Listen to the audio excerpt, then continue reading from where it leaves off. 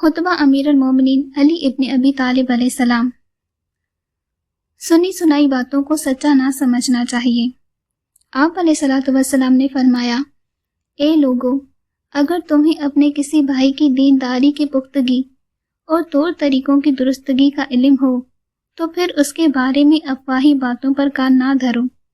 دیکھو، کبھی تیر چلانے والا تیر چلاتا ہے اور اتفاق سے تیر خطا کر جاتا ہے اور بات ذرا میں ادھر سے ادھر ہو جاتی ہے، اور جو غلط بات ہوگی وہ خود ہی نیست و نابود ہو جائے گی۔ اللہ ہر چیز کا سننے والا اور ہر شے کی خبر رکھنے والا ہے۔ معلوم ہونا چاہیے کہ سچ اور جھوٹ میں صرف 4 انگلیوں کا فاصلہ ہے۔